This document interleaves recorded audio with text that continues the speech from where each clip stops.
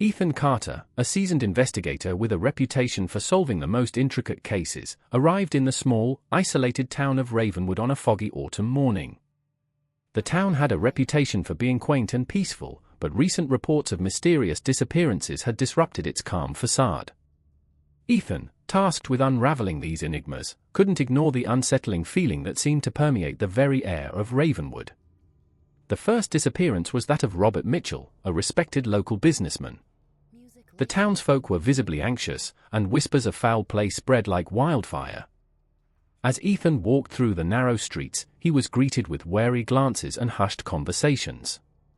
It was clear that the townspeople were hiding something, but Ethan couldn't quite place what it was. His initial interviews with the residents yielded little useful information. Most people offered vague responses or deflected questions with half-hearted answers. The local sheriff, a grizzled man named Sheriff Collins, was cordial but seemed overly eager to downplay the situation. Collins insisted that the disappearances were simply a series of unfortunate events and dismissed Ethan's inquiries as unnecessary. One evening, as Ethan was reviewing the case files in the local diner, a young woman approached him. She introduced herself as Claire Hawkins, a local reporter with a keen interest in the disappearances. Claire had been investigating the case on her own, and she expressed a desire to work with Ethan to uncover the truth. Though Ethan was initially skeptical of her intentions, he recognized that her local knowledge could be invaluable. Claire and Ethan met frequently to discuss their findings. Claire revealed that the missing people were all connected to a secretive group that had recently surfaced in town. This group, known only as the Circle, was rumored to have influence over many of Ravenwood's elite. Claire had uncovered some unsettling evidence suggesting that the Circle might be involved in the disappearances, but the evidence was sparse and circumstantial. As Ethan and Claire delved deeper, they discovered that the missing individuals had all been seen near an old, abandoned mansion on the outskirts of town shortly before their disappearances. The mansion, a decrepit structure with boarded-up windows and a rotting roof, had long been a source of local superstition. Some believed it to be haunted, while others whispered of darker, more sinister activities. One rainy afternoon, Ethan and Claire decided to investigate the mansion. The place was as eerie as they had imagined, with creaking floorboards and shadows that seemed to shift in the dim light. As they explored, they found evidence of recent activity, a series of freshly extinguished candles and signs of a hurriedly abandoned meeting. Ethan's intuition told him that they were on the right track, but the lack of concrete evidence left them with more questions than answers. Despite their growing frustration, Ethan and Claire remained committed to uncovering the truth.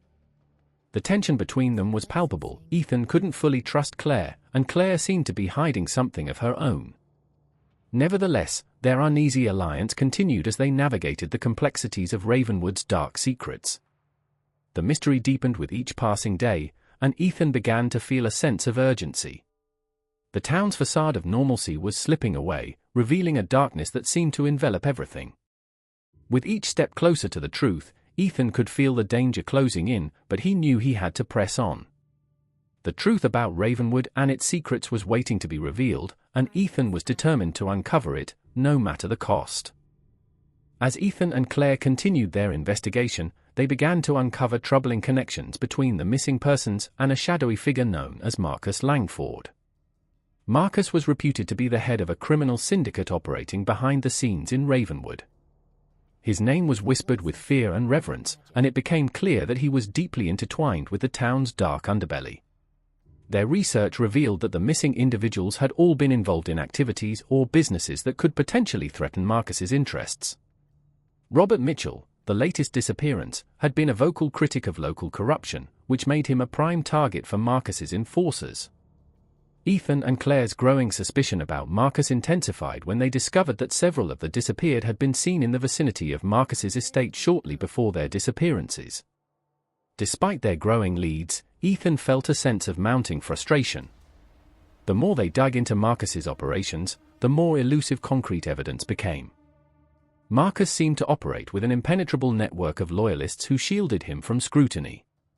The town's air of secrecy only heightened Ethan's suspicion that there was more going on beneath the surface than met the eye. Their investigation took a dangerous turn when Ethan started receiving anonymous threats. The notes, left in cryptic messages and sometimes in plain sight, warned him to cease his inquiries into Marcus. Ethan's determination to uncover the truth only grew stronger in response to these threats. He shared the threats with Claire, hoping she might provide additional insight or assistance. Claire's behavior became increasingly erratic. She often disappeared for hours at a time, and when she returned, she seemed more guarded and less forthcoming. Ethan's trust in her began to wane.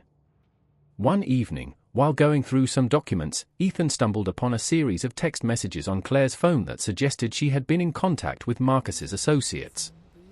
The messages indicated that Claire might have been playing both sides, feeding information to Marcus while working with Ethan. When Ethan confronted Claire about the messages, she was defensive and evasive. She admitted to having a complicated past with Marcus but insisted that she was now working to bring him down from within. Claire explained that she had once been involved with Marcus but had grown disillusioned with his criminal activities. She claimed that she had been trying to gather enough evidence to expose him, and Ethan was her only ally in this dangerous mission. Despite Claire's assurances, Ethan was torn. He wasn't sure if he could fully trust her, but he had no other leads. Reluctantly, he decided to continue working with her, albeit with a heightened sense of caution. Their investigation focused on the abandoned mansion once more, which had become a focal point in their search for evidence. Ethan hoped that uncovering more about the mansion's connections to Marcus might provide the breakthrough they needed. Their efforts led them to discover that the mansion had once been a meeting place for high-profile figures involved in illicit activities. Claire found old records and photographs that revealed the mansion's history as a hub for secret gatherings. Among the documents, they discovered a ledger that listed names and transactions, some of which matched the profiles of the missing individuals. The ledger's contents were damning and pointed towards a network of corruption that reached far beyond Ravenwood. Ethan and Claire realized they were on the verge of something significant. However, their progress came with increasing danger. The more they uncovered, the more they felt the weight of Marcus's influence pressing down on them. The tension between Ethan and Claire grew as their trust in each other wavered. Ethan couldn't shake the feeling that Claire was hiding something crucial. Meanwhile, Claire struggled with her own internal conflicts, torn between her desire for redemption and the fear of Marcus's retribution. As their investigation reached a critical juncture, Ethan knew they needed to act quickly. The truth about Marcus and his operation was within reach, but the stakes had never been higher. Ethan's unease with Claire's actions reached a breaking point. After discovering incriminating messages that suggested her complicity with Marcus Langford, Ethan confronted her with mounting frustration and anger. They were in Ethan's temporary office at a local motel, cluttered with case files and scattered documents. The dim light from a desk lamp cast shadows on the walls, adding to the tense atmosphere. "Claire, we need to talk," Ethan began, his voice taut with suppressed emotion. "I found messages on your phone that suggest you've been in contact with Marcus's people. What's going on?" Claire's face paled, and she seemed momentarily taken aback. "Ethan, listen to me. It's not what it looks like. Yes, I've had contact with Marcus's associates, but I'm not working for him. I've been trying to gather evidence to bring him down." Ethan's skepticism was evident. "How can I trust you now? Your actions suggest otherwise." Claire took a deep breath, her eyes reflecting both frustration and desperation. "I understand why you doubt me, but you need to believe me. I used to be involved with Marcus's operations, but I broke away because I realized how deep his corruption runs. I'm trying to make amends by helping you."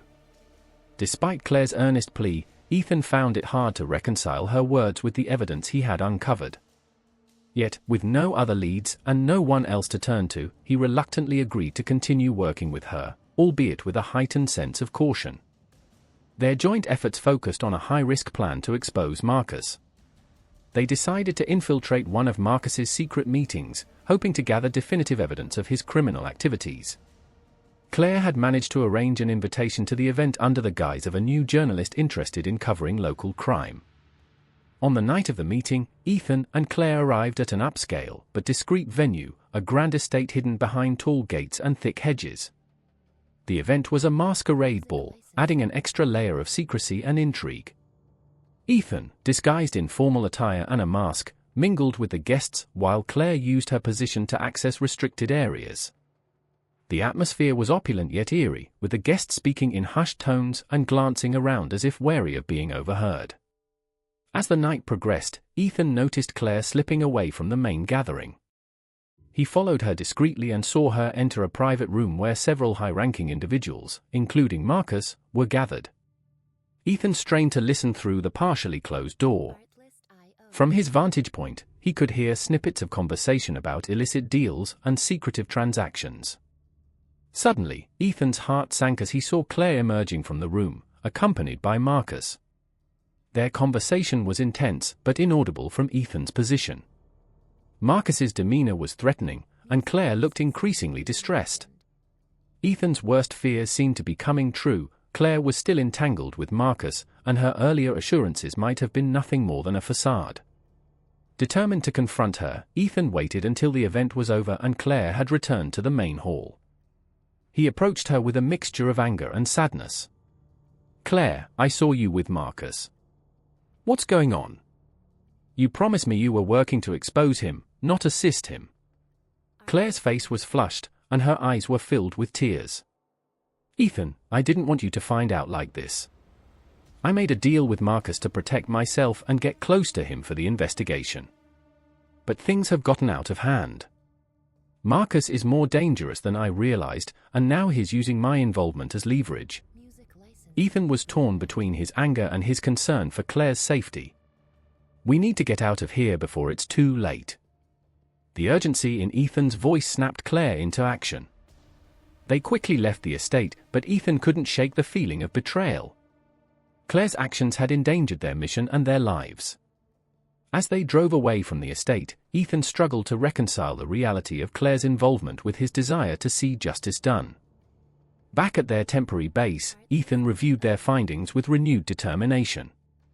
Despite the personal betrayal, he knew that the evidence they had gathered could still be used to bring Marcus to justice. The stakes were higher than ever, and the threat posed by Marcus and his network loomed large. With Claire's true motives now in question, Ethan had to navigate the treacherous path ahead with caution, knowing that the final revelation of the truth was just within reach.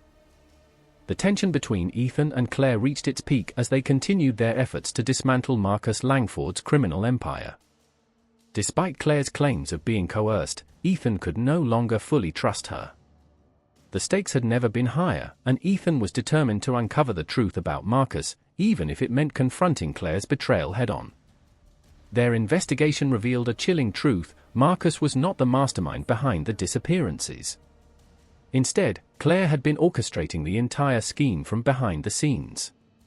Ethan discovered this when he intercepted a series of encrypted messages between Claire and Marcus, detailing the intricate plans she had set in motion.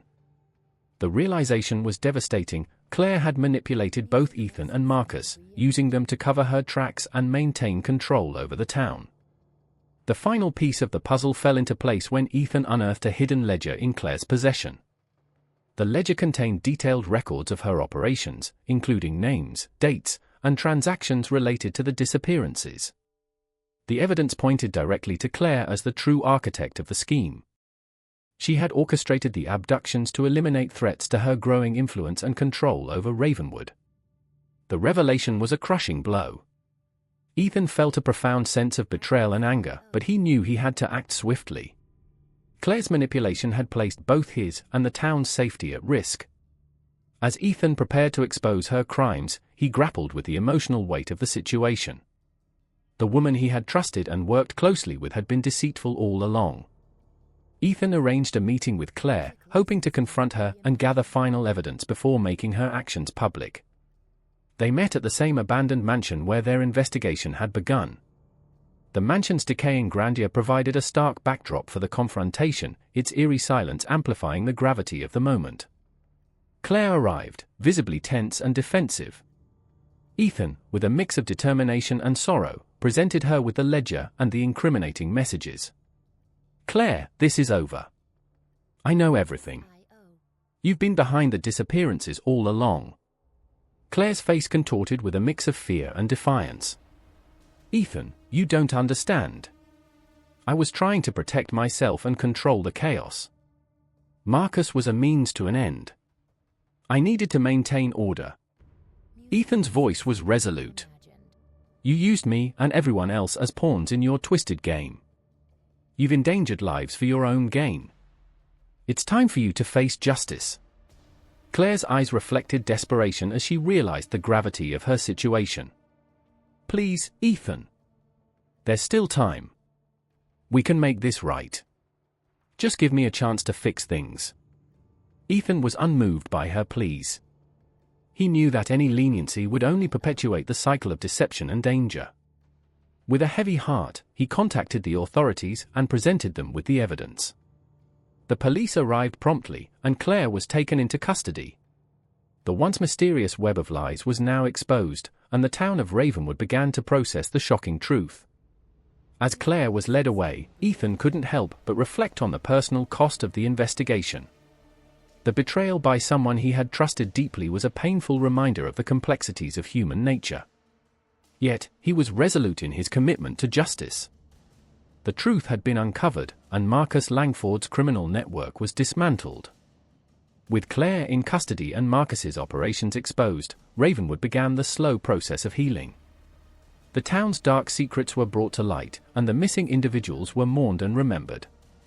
Ethan, though deeply affected by the ordeal, took solace in knowing that justice had prevailed. As he left Ravenwood, Ethan carried with him a profound understanding of the price of truth and the importance of unwavering integrity. The case had tested his resolve and trust, but it had also reaffirmed his commitment to uncovering the truth, no matter how painful it might be. The shadows of Ravenwood had been lifted, but the scars of the investigation would linger, a testament to the complexities of human nature and the relentless pursuit of justice.